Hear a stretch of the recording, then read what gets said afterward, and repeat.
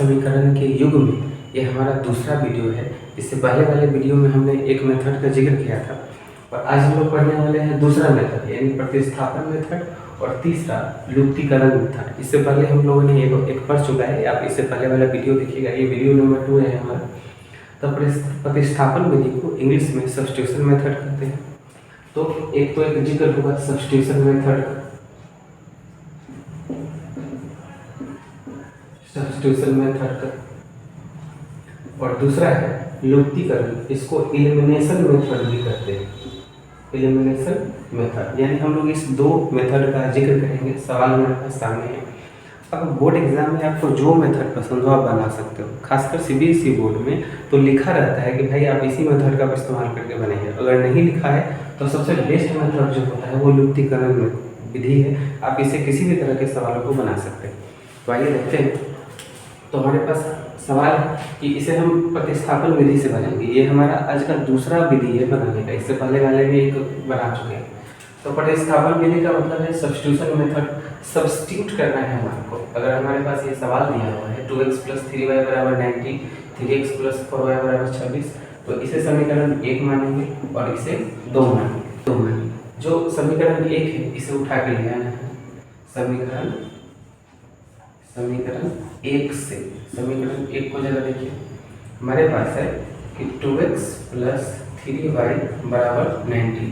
आपको जो पसंद हो आप उसको उधर ले जा सकते हो। जैसे मान लो कि हम x को यहाँ रहने देते हैं, y को उधर रखते हैं, तो 19 - 3y, और ये दो इधर गुना में है, मल्टीपल के रूप में है, तो बराबर के इधर जाने के बाद ये आ जाएगा डिवाइड के रूप में आ जाएगा। तो ये डिवाइड के रूप में आ जाएगा, ये हो जाएगा हमारा समीकरण 3। अब समीकरण 3 के मान को समीकरण 2 में सब्स्टिट्यूट करना है यानी रखना है, प्रतिस्थापित करना है, इसलिए इसका नाम पड़ा प्रतिस्थापन विधि। तो यही चीज़ को यहाँ लिखना पड़ेगा कि समीकरण 3 के मान को 2 में रखने पर यानी प्रतिस्थापित करने पर। ठीक है, अब रखिए 2, तो समीकरण 2 हमारे पास यहाँ पर है। तो देखिए 2 हमारे यहाँ पर है, इसलिए 3x + 4y = 26। तो हमारे पास यहाँ x है, जहाँ आपको x दिख रहा है यहाँ ये मान को सब्स्टिट्यूट कर देना है। तो 3 × 19 - 3y/2 + 4y = 26। ठीक है ना। तो अब यहाँ पर इसको मल्टीप्लाई करते हैं। 19 × 57 - 3 × 9/2 + 4y = 26। यहाँ पर एलसीएम ले सकते हैं 1 है, तो इस पूरे का एलसीएम लेंगे तो हमारे पास आ जाएगा कितना 2। तो इधर बच जाएगा 57 - 9y + 4 × 8y = 26। ठीक है, अब 2 इधर मल्टीपल के रूप में ले जाएंगे, तो 57 8y में से 9y गए तो y बचेगा, 2 इधर मल्टीपल के रूप में जाएगा तो 52 आएगा। ठीक है, तो अभी 57 को उठा के उधर ले जा सकते हैं।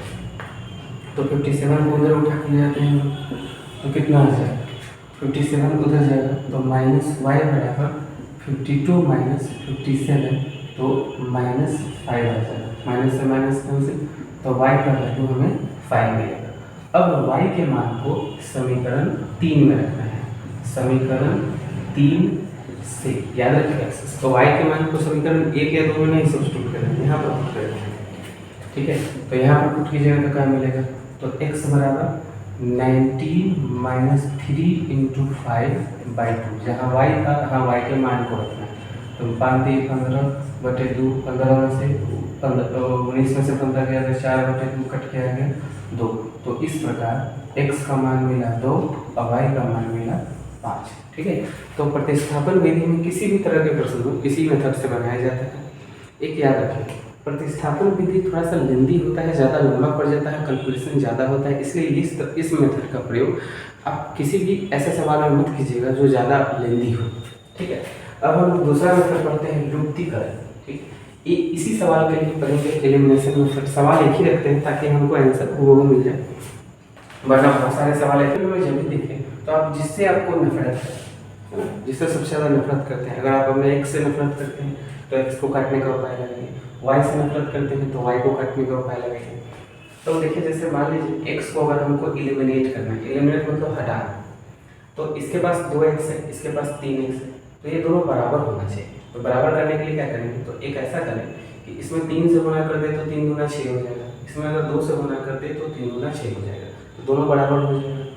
तो इस दोनों को हम सब्सट्रैक्ट जब करेंगे तो दोनों कैंसिल हो जाएगा। तो इसी बात को यहाँ लिखना पड़ेगा कि समीकरण 1 में 3 से गुना कर, ठीक है, समीकरण 2 में 2 से गुना कर घटाने पर। अगर आप इतना नहीं लिखना चाहते हैं तो सबसे आसान मेथड क्या है, आप उतना नोट करो, ऐसा लिख सकते हो समीकरण 1 गुना 3 माइनस 2 गुना 2। ऐसे भी डायरेक्ट लिख सकते हैं, उतना लंबा जाने की आवश्यकता नहीं है। तो आते हैं इस पर। तो हमने करेगा कि समीकरण 1 में 3 से गुना करना है, इसमें 3 से पूरे में गुना करना होगा। 3 दूना 6, 3 3 9, 19 57। इक्वेशन 2 में 2 से गुना करना है, तो 2 से 3 दूना 6, 4 दूना 8 और 26 दूना 12। और जब घटाते हैं तो नीचे का साइन बदलता है, जैसे 6 के पास यहाँ प्लस छुपा हुआ है तो माइनस, 8 के पास प्लस है तो माइनस, 52 के पास यहाँ प्लस छुपा हुआ है तो माइनस, तो ये माइनस और ये प्लस कैंसिल, तो 9y में से 8y गया तो y बचेगा 57 में से 52 होगा तो कितना बचेगा 5 बचेगा। चूँकि 57 बड़ा है उसके पास प्लस का साइन, तो जो हमारा आंसर मिलेगा वो y बराबर 5 मिलेगा, तो y बराबर 5 मिल जाता है। अब y के मान को समीकरण 1 में रखना है, ठीक है। इसी चीज में लिखेंगे समीकरण 1 से, तो समीकरण 1 से आइए जरा, तो y रखिए, तो 2x प्लस 3 गुने 5 बराबर 19, यहाँ बना लेते हैं। तो आ जाएगा 2x प्लस 15 बराबर 19, उधर ले जाएंगे तो 2x बराबर 19 माइनस 15 और 2x बराबर 4, 2 के पावर से 2, तो x का मान आ जाएगा 2। तो x का मान भी आया 2, यहाँ भी आएगा 2। तो दोनों मेथड से आप बनाइएगा, आपको आसान से आएगा, मुक्तिकरण थोड़ा सा ज़्यादा ईजी पड़ता है। तो इसी मेथड से संबंधित आपके जितने भी सवाल हो आप पूछ सकते हैं। तो एक सवाल और लेते हैं जो रूट के क्वेश्चन। ये जो सवाल है ये बोर्ड ने, बिहार बोर्ड ने कई बार 2 नंबर वाले सेक्शन में पूछा भी है, और ये सवाल जानकर सहज होगा, CBSE बोर्ड ने भी इसे पूछ रखा है, ठीक है ना। तो हमारे पास सपोज में क्या है कि x प्लस वाई बराबर a प्लस बी, और ax माइनस बी वाई बराबर a square minus b square, और इसे लुप्तीकरण विधि से ही हम लोग बनाने की कोशिश करेंगे। तो ये रहा समीकरण 1, ये रहा समीकरण 2। अब चेक करते हैं हम, आपको जिससे नफरत है, मैंने कहा ना एक आपके x से नफरत है तो एक को हटाइए, y से नफरत है y को हटाइए। तो y को जरा चेक करते हैं, तो इसके पास by है, y के साथ b है, और इसके साथ y के साथ b नहीं है। अगर हम दे दें तो हमारा काम चल जाएगा, ठीक है। देने के लिए क्या उपाय है कि हम मल्टीप्लाई करते हैं, है ना। दूसरा, यहाँ y प्लस है, यहाँ माइनस है, तो हमें इसे घटाना नहीं, सब्सट्रैक्ट नहीं करना है, ऐड करना पड़ेगा, क्योंकि पहले से ही प्लस माइनस का साइन है। और इसमें 1 से गुना करेंगे।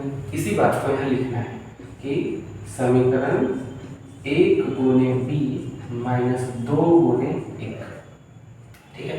तो 1 में b से गुना करेंगे तो b में सबसे गुना होगा, तो ये हो जाएगा bx, ये हो जाएगा by, a में गुना होगा तो ab, b में गुना होगा तो b स्क्वायर।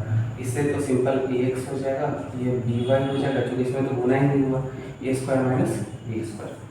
चूँकि यहाँ पर ऐड कर रहे हैं, सब्सट्रैक्ट कर रहे हैं, तो देखिए ये प्लस माइनस कैंसिल, ये प्लस माइनस कैंसिल, तो इधर बचेगा ax प्लस b, bx, और इधर बचेगा a स्क्वायर प्लस ab।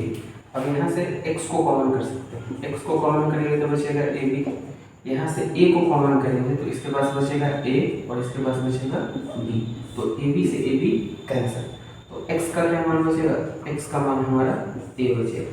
अब इस x के मान को समीकरण 1 में रखना है, ठीक है।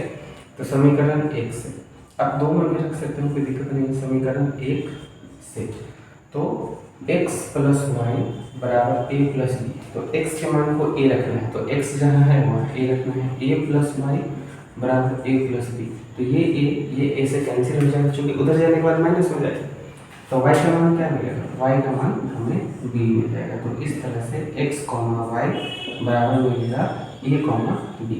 तो इस तरह से जो भी सवाल हो आपके बुक में, भारतीय भवन हो चाहे आर्य अग्रवाल हो, जिससे भी आप अगर पढ़ रहे हो, तो आप इस एक्सरसाइज को बना के देखिए। जहाँ भी दिक्कत हो आप हमें व्हाट्सएप पर मैसेज भी कर सकते हैं या कमेंट भी कर सकते हैं। तब तक के लिए